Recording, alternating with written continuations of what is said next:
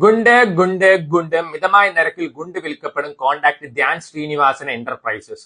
So മലയാള cinema മാറിക്കൊണ്ടിരിക്കുകയാണ്. മാറാത്തത് ഒരേ ഒരാളായിട്ട് എനിക്ക് തോന്നി, അതായത് ധ്യാൻ ശ്രീനിവാസൻ. അപ്പൊ നിങ്ങൾക്ക് ദീപാവലിയോ അല്ലെങ്കിൽ നിങ്ങളുടെ ഏതെങ്കിലും ഫുട്ബോൾ ടീമോ ക്ലബോ ജയിച്ചാൽ ഗുണ്ട് പൊട്ടിക്കണം, പടക്ക പൊട്ടിക്കണം വെച്ച് ധ്യാൻ ശ്രീനിവാസൻ എന്റർപ്രൈസസിൽ പോയാൽ മതി. അവിടെയാണെന്ന് വെച്ചാൽ ഹോൾസെയിൽ പ്രൈസിൽ നമുക്ക് പടക്കങ്ങൾ ഇഷ്ടം പോലെ മേടിക്കാം. കാരണം ഓരോ സിനിമയും 4-5 പടക്കങ്ങൾ, അല്ല ഓരോ മാസവും 4-5 പടക്കങ്ങൾ വെച്ചിട്ട് ഇറങ്ങുന്നത്.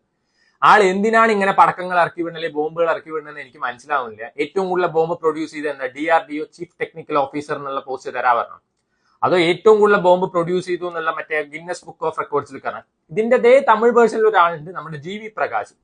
എനിക്ക് ഒരൊറ്റ ക്വസ്റ്റ്യൻ നിങ്ങളുടെ അടുത്ത് ചോദിക്കാനുള്ളൂ. ഇപ്പൊ ധ്യാൻ ശ്രീനിവാസന്റെ ഒരു പടം ഇറങ്ങിയിട്ടുണ്ട്. ഇപ്പൊ നിങ്ങൾക്ക് ഒരു വീക്കെൻഡ് ആണ്. എത്ര പേര് 4-5 പേരുള്ള ഒരു ഫാമിലിയും കൂടിയിട്ട് ധ്യാൻ ശ്രീനിവാസന്റെ പടം കാണാനുള്ള ധൈര്യം കാണിക്കും? 4-5 പേര് ഒരു പടത്തിന് പോകണം വെച്ച് മിനിമം ഒരു 1000 രൂപയെങ്കിലും ചെലവാകും. ആ 1000 രൂപ ചെലവാക്കി നിങ്ങൾ ധ്യാൻ ശ്രീനിവാസന്റെ പടം കാണാനുള്ള ധൈര്യം കാണിക്കൂ? ഇതാണ് എന്റെ ക്വസ്റ്റ്യൻ.